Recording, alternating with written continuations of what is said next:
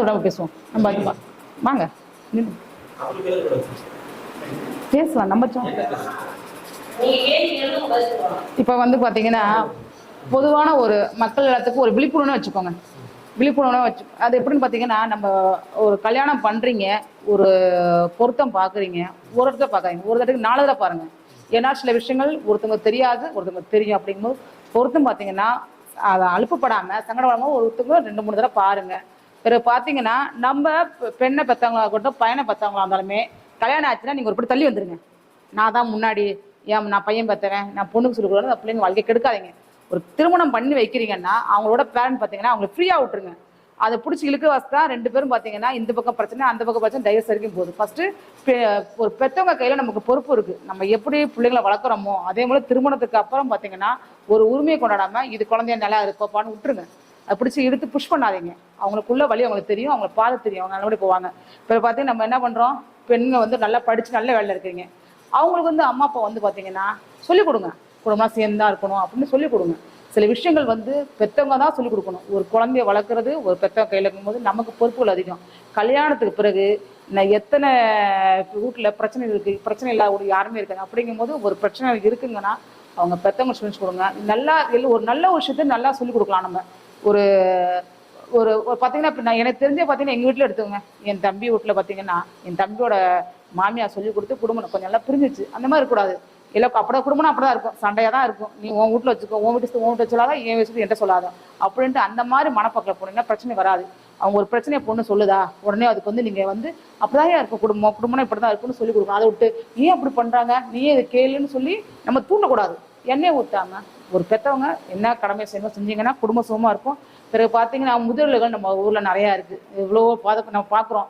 அங்கங்கே வயசானவங்கெல்லாம் பார்க்கணும். நம்ம கோயிலில் இப்போ திருச்சிக்கனா சாமி கோயில் பார்த்தீங்கன்னா அன்றைக்கி ஒரு அம்மாவை கூட்டு வந்து அந்த கோயிலில் வயசானவங்க அவங்க மருமக விட்டுட்டு போகுது. அந்த அம்மா அழுகுது, எனக்கு வந்து வயசாகி போச்சு பார்த்துக்க ஆளுங்கும் போது அந்த அம்மா அழுவும் போது ரொம்ப கஷ்டமாக இருக்குது. அது அங்கே இருக்க சாப்பாடு போடுவாங்க, செய்வாங்க. ஒரு பிள்ளைங்களை பெற்று வளர்த்து நம்ம கையில் கொடுக்குறாங்க. அப்படிங்கும்போது நம்ம எப்படி நடந்துக்கணுமோ நடந்துக்கிட்டு இந்த மாதிரி முதியோர் இல்லங்கள் வந்து அவாய்ட் பண்ணணும். ரோட்டில் ரொம்ப பார்த்தீங்கன்னா லேடிஸ்லாம் அனாதையாக அலையிறாங்க. அதெல்லாம் பார்க்க மனசு ஒரு பெண்ணாந்து எனக்கே வலிக்கும். நம்மள்ட்ட ஒரு இது இருந்தால் கூட நம்ம அமைப்பாக வச்சு நடத்தலாமேங்கிற எண்ணங்கள் வரும். அப்படிங்கும்போது நம்ம கல்யாணம் பண்ணி வரக்கூட மகனோ மருமகளோ எப்படி நடந்துக்கணும், குடும்பத்தை புரிஞ்சு எடுத்துங்க. வாழ்க்கை திருப்பி கிடைக்காது, திருப்பி பிறக்க போகிறதில்ல யாருமே. ஒரு விட்டு கொடுத்து போகக்கூடிய ஒரு எண்ணங்களை பெற்றவங்க இப்பயும் நம்ம பிள்ளைங்க மனசில் வளர்க்கணும். ஆனால் அந்த வச்சுக்கோங்களேன், அந்த பையனுக்கு எல்லா வேலையும் கற்றுக் கொடுங்க. எல்லா வீடு கூட்டு செம அப்படின்னு எல்லா வேலையும் கற்றுக் கொடுங்க. ஒரு அம்மா பெற்றவங்க பொண்ணை பத்துக்கு என்ன பண்ணுறீங்க, பாப்பா இல்லாத அனுசரிச்சு போங்கன்னு சொல்லி ஒரு பழக்க வழக்கங்கள்லாம் நம்ம மாற்றத்தை கொடுங்க. நான் சம்பாதிக்கிறேன் நீ சம்பாதிக்கிறேன் ஈகோ இல்லாமல் விட்டு கொடுத்து போய் நல்ல ஒரு மாற்றத்தை கொண்டு வாங்க. சமூகத்தில் வந்து ஒரு பெரிய மாற்றத்தை கொண்டு வந்து ஒரு குறிப்பிட்ட காலத்துக்கு அப்புறம் அந்த முதியவர்கள் வயசானவர்கள் வந்து ரோட்டில் இருக்கக்கூடாது அப்படிங்கிறது ஒரு எண்ணம் என் மனசில் இருக்குது.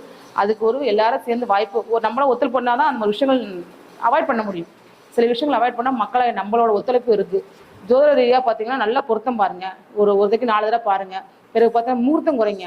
ஒருத்தவங்க ஒரு ஆணுக்கோ பெண்ணுக்கோ 3 மாதத்துக்கு ஒரு நாள் தான் முகூர்த்தமே வரும்.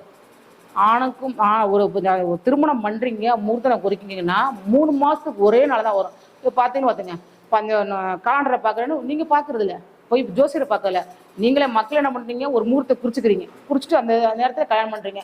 ராகுகாலமா யமகண்டமா தாராபலன் இருக்கா, 8ஆம் இடம் சுத்தமாக இருக்கா, 7ஆம் இடம் சுத்தமாக இருக்கா, எதுவுமே தெரியல. அந்த காலண்டரை பார்த்து கொண்டு போய் முகூர்த்தம் குறிக்கிறீங்க. அதில் தான் பிரச்சனை மாட்டுறீங்க.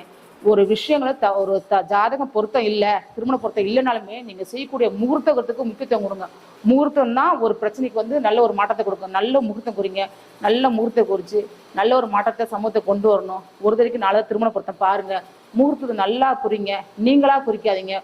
அனுபவம் வாய்க்கு ஜோதிடர்கள் பக்கத்தில் போய் யார் இருக்காங்களோ போய் விசாரித்து நல்லா செய்து நல்ல முகூர்த்தம் குறித்து நல்ல ஒரு மாற்றத்தை கொண்டு வந்து சமூக முன்னேற்றத்துக்கு மகளாக நம்மள ஒரு பங்களிப்பு இருக்குங்கிற ஞாபகம் வச்சுக்கிட்டு நல்ல முகூர்த்தம் கொடுங்க. நல்ல ஒரு வாழ்க்கை வாழ மனதார வேண்டுகிறேன். பிறகு பார்த்தீங்கன்னா நமக்கு வந்து பார்த்தீங்கன்னா ஜோதிடத்தில் வந்து நான் கொஞ்சம் ஜாதகரியாக பார்க்கறோட பிரசனத்தை பார்ப்பேன். இப்போ நிறைய பேர் பார்த்தீங்கன்னா ஜோதிடம் பார்க்க நேரில் வரமாட்டாங்க, கால் பண்ணுவாங்க, மேடம் இந்த மாதிரி எனக்கு சொல்யூஷன் கொடுங்க, இந்த மாதிரி பிரச்சனை அப்படிம்பாங்க.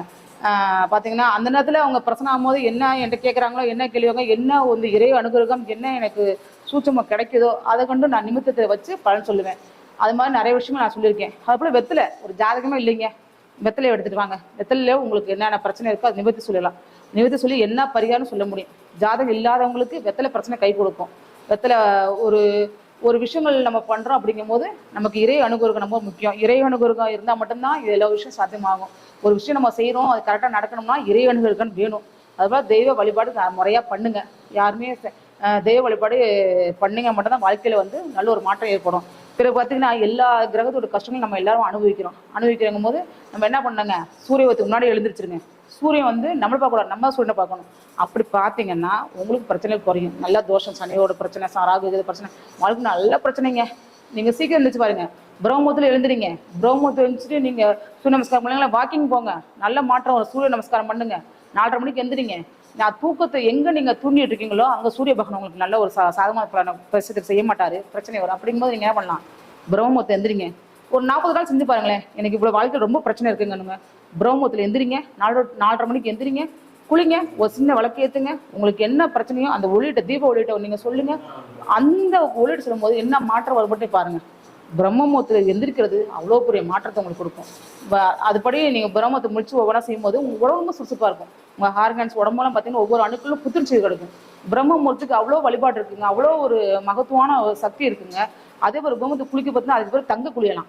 பிரம்மத்துல நீங்க 4:30 மணிக்கு 4:30 குளிக்கிறது, 4 மணி 4 குளிக்கிறது, அதுக்கு பேர் தங்க குளியல்.